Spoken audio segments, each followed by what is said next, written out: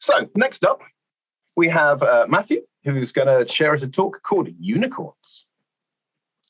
Yep. And here we are.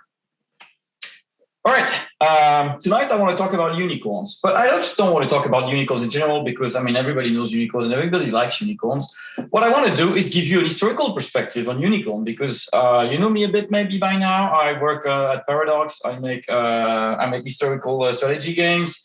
The latest one I've been working on is Hearts of Iron, which, by the way, is actually free to try on Steam right now if you're interested.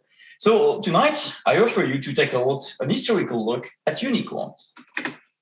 The first recorded usage of unicorns that I could find is traced back to the Indus Valley civilization, which is one of the big three civilizations ever recorded by man.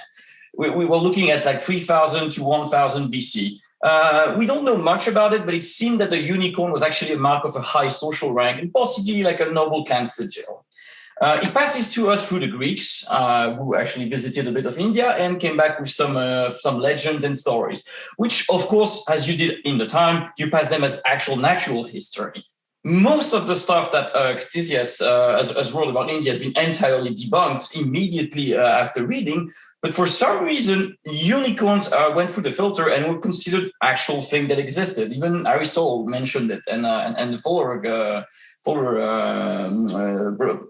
philosophers continued mentioning it. Of course, when medieval era starts rolling around, we need to have a Christian take on it. So we take it as a symbol of purity and chastity. We mix it with biblical sources, and you end up with basically another allegory for the incarnation. Then nobility starts looking into it, and first thing, funny thing, if you go to Denmark and you look at the throne of Denmark, it's claimed to be made of unicorn horns. It's actually narwhal tusks. Turns out that in the medieval era, the common scam was to sell narwhal tusks as unicorn horns. And then comes the age of discovery, when man tries to know more about the world and embrace a lot of reason. So Marco Polo, for example, claims to have seen unicorn during his voyages. And he said, guys, this is absolutely not what Aristotle said. They are actually very ugly and brutish. They're like really not what we thought they were. Turns out the man had never seen a rhinoceros before, and that's what he thought was a unicorn.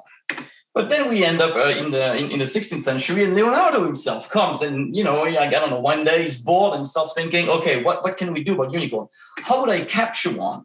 So I have an idea. It's a very, very good idea. First, you bait it with a virgin, because we all know that a virgin attracts a unicorn, and then you wait for it to go asleep, and then you just catch it. And that's all. Come on, Leo. You're the greatest inventor of all time. You literally invented tanks and helicopters in the 16th century. And the best you can come up is this. I'm really disappointed. But you know what?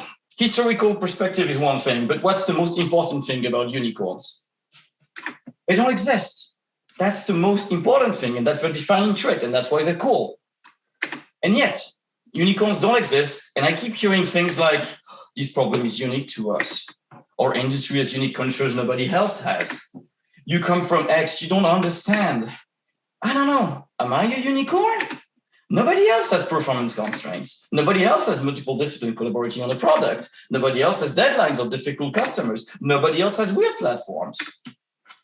So that's why we can't have C++, 11, 14, 17, 20. That's why we can't have third parties. That's why I can't have unit testing. That's why we can't do agile or continuous integration or continuous delivery.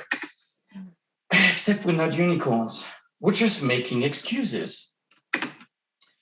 Turns out, whatever problem you're having right now, somebody else in the industry or in another industry had it already and solved it. So get out and take a look.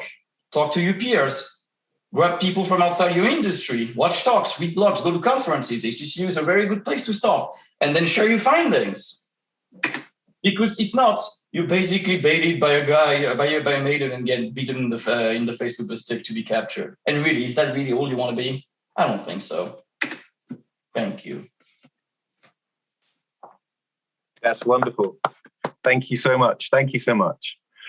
So since we're talking history, William Shakespeare walked into a pub. The barman took one look at him and said, "You're barred."